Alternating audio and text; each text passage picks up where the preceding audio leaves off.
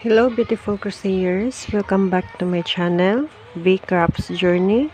For today's video, I will teach you how to make this beautiful flowers na pwede nyong ilagay sa kahit anong project na gusto nyo. Pang beautify ng ating mga simple project like headband or headscarf. Okay, for materials, ang kailangan natin is scissors, crochet hook, 5mm,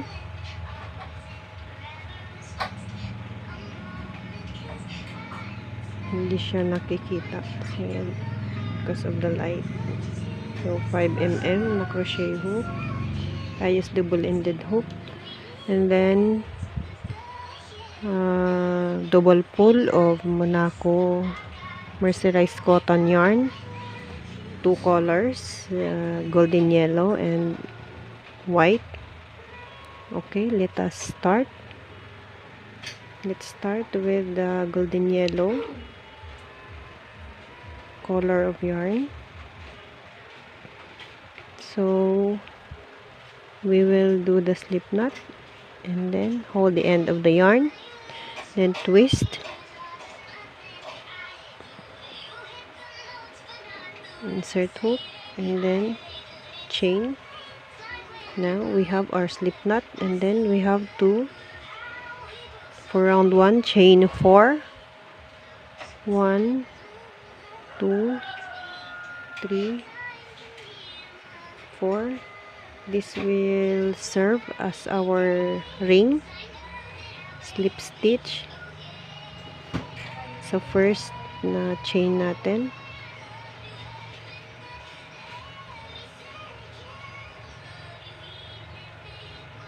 and then sa center ng ating hole, and then we have to chain 1. This will serve as our first single crochet. Now for our round 2, for the first petal, the chain 1 is our single crochet for our first petal. Now we will do 3 double crochet inside sa ato na ring. Okay, 3 double crochet, 1 double crochet, insert your hook sa center ng ating ring,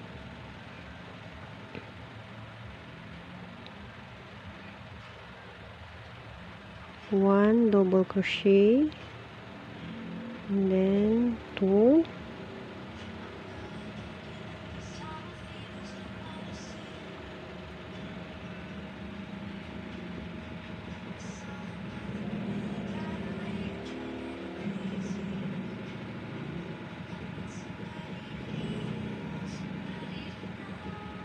now we have 3, and then single crochet.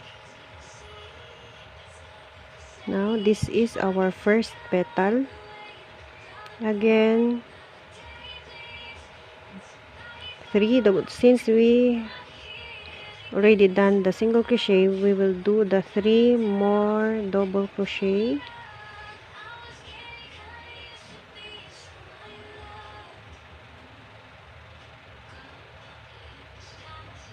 Two, and then 3. Now we have our second petal, then single crochet, and then hilahin lang natin siya para magkasya yung ating 5 petals. Then 3 double crochet again,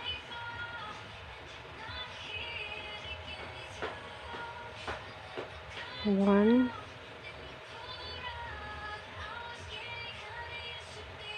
two, and then 3.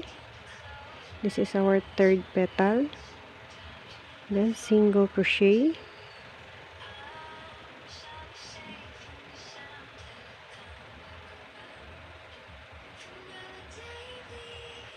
and then another 3 double crochet,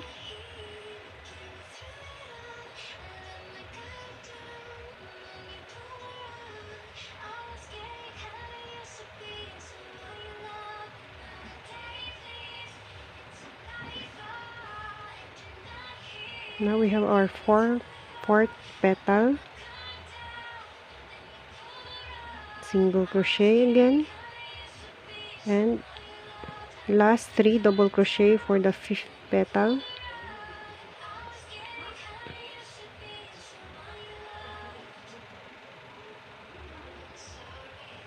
one, two, three. This is our last 3 double crochets. Now we have to slip stitch sa ating chain 1 kanina.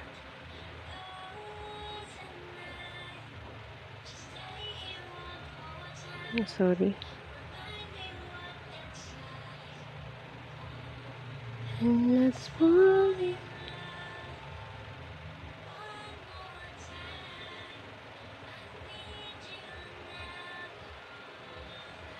Medyo mahirap kasi nga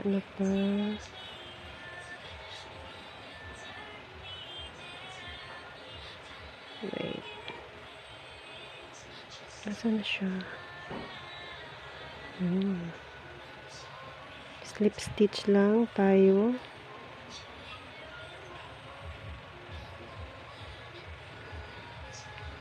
Now, this is our first flower. We have 5 petal flower, and then cut lang natin yung yarn.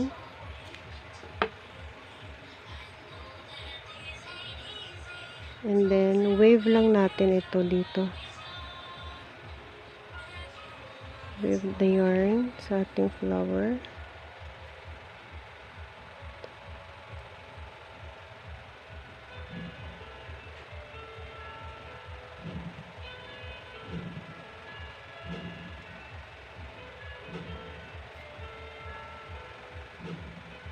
Now we've done our first flower. So sorry. For round 3, we will use another color of yarn, the white color of yarn. Now, to start the round 3, we have to insert our hook in the in between of our first and second. Okay, wait. Hindi siya mag-focus ang camera. First and in between of our first and second double crochet of our first petal through the back of our from the back of our flower. You insert your hook from the back of our flower in between, and then to the center of our ring, and then get the yarn, your white color of yarn, and then pull through like this. Now we have here, we will do the single crochet, the back, and then chain 3, 1, 2, 3, and then insert your hook in between of the first and second double crochet of the second petal through the center of our flower. Then get the yarn and then pull through and then single crochet. Okay, and then chain 3, 1, 2, 3, again to the next petal.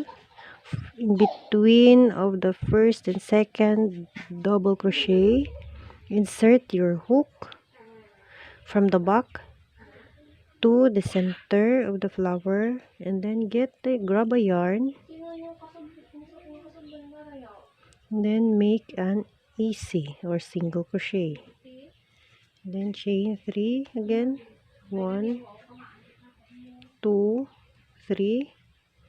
Then insert again in the middle of the first and second double crochet from the back of the flower through the center. Then grab a yarn, and then make a single crochet again. And then now we have 1, 2, 3 chain space, and then 3 more chain, 2, 3, and then another insert again between of the first and double crochet of the petal. This will be the last petal. Grab your yarn, pull through, and then make a single crochet. Then chain 3 again. This will be your last chain 3, and then instead of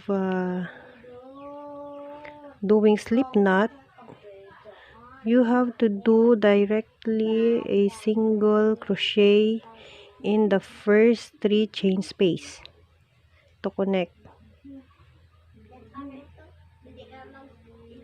Now we have our first single crochet.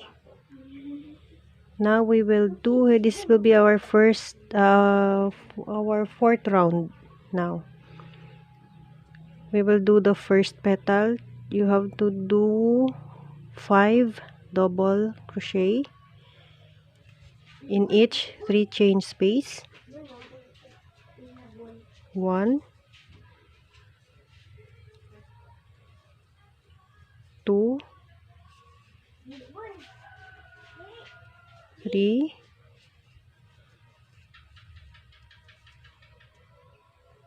4, 5, and then single crochet in the next 3 chain space.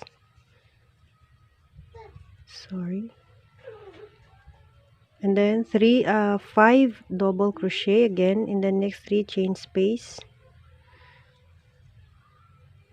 or where you made a single crochet. Make it 5 double crochet in the second 3 chain space. 2, 3 DC, and then 4 DC, and then 5 DC, then single crochet in the next 3 chain space, and then another 5 double crochet. 1, 2, 3, 4, 5, and then single crochet again in the next 3 chain space, then 5 double crochet. This is our fourth petal. 1, 2, 3, 4, 5, single crochet again in the next 3 chain space. This is our last petal. 5 more double crochet. 1, 2,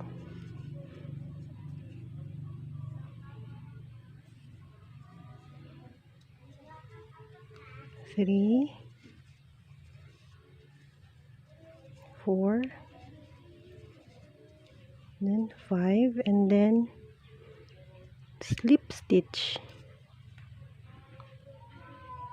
in your first single crochet. Sorry. And then you can now cut your yarn, leave a long tail for weaving, or you can use also the tail for or to connect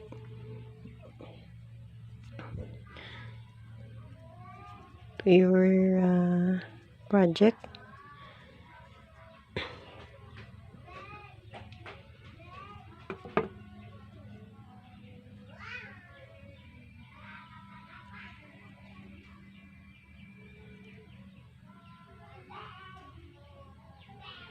If like this the end is loose, you can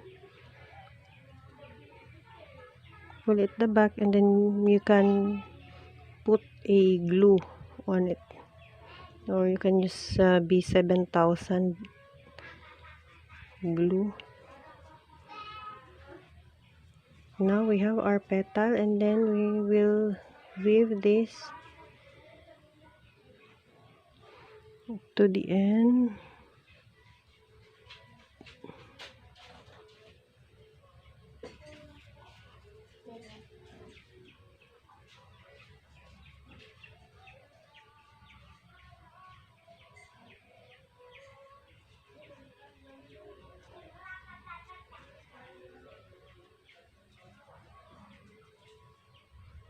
I like doing this in my ends.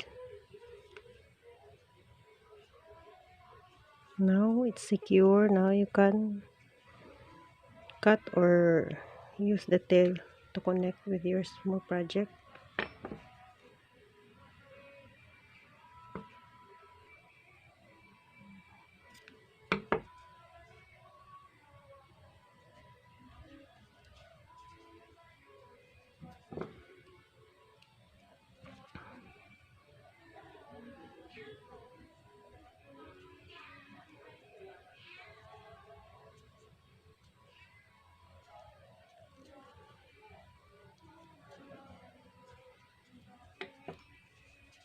Now we have finished our flower, and look at the white in the inside of the flower.